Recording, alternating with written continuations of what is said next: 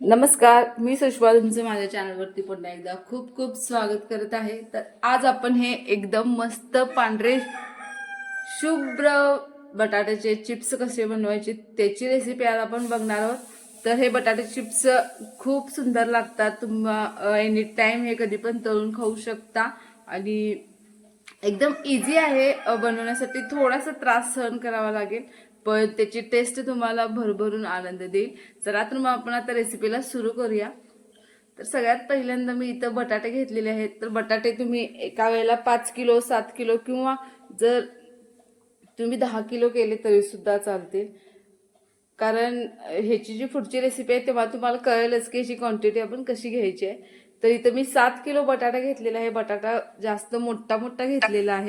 तर तुम्ही लहान बटाटे घेतले तर ते वाळल्यानंतर एकदमच बारीक होऊन जातात, त्यासाठी आपल्याला इथं मोठे मोठे जितके मोठे बटाटे घेता येतील तितके आपण हे बटाटे मोठे घ्यायचे आणि त्यानंतर याचे आपण साल काढून घ्यायचे सगळ्यात पहिल्यांदा।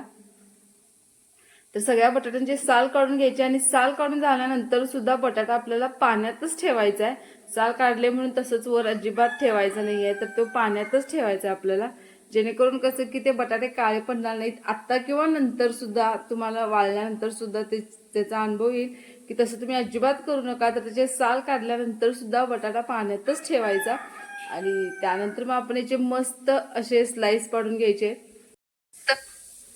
चिप्सच्या साच्याने आपल्याला हे असे छानसे हे स्लाइस पाडून घ्यायचे। तर तुम्ही बघू शकता खूप जास्त पातळ किंवा एकदमच असं जाडसर न करता मीडियम साईज मध्ये आपल्याला हे चिप्स पाडून घ्यायचे आणि चिप्स जसे आपले पाडून होतील ते सुद्धा आपल्याला पाण्यातच टाकायचे। साधारण एक 3 ते 4 वेळेला आपल्याला फक्त हे बटाटा फक्त पाण्यातूनच काढायचा आहे, जेणेकरून त्याचे जे स्टार्च असेल ते जाईल आणि बटाटा एकदम मस्त असा पांढरा शुभ्र होऊन जाईल। त्यानंतर असंच आपल्याला ही सांगितलेली प्रोसेस आपली आदल्या रात्रीची आहे। सकाळी उठून आपल्याला एका मोठ्या पातेल्यात पाणी ठेवायचं आहे, त्याच्यामध्ये चवीपुरतं मीठ टाकायचं आणि हा जो बटाट्याचे आपण जे स्लाइस केलेले आहेत ते आपल्याला छान त्याच्यामध्ये टाकायचे आहेत आणि एक 5 मिनिटाची उकळी आल्यानंतर आपल्याला गॅस बंद करायचा आहे आणि एका मस्त अशा साडीवरती हे बटाटे एकदम सेपरेट करून आपल्याला वाळत घालायचे आहेत। साधारण एक 3 दिवस लागतील आपले हे बटाटे छान वाळण्यासाठी। तर तुम्ही बघू शकताय तर या पद्धतीने आपण हे चिप्स आता वाळत घातलेले आहेत एका साडीवरती, बाहेर उन्हामध्ये घालायचे आणि गरम गरम असतानाच घातले की पटकन होऊन जाईल।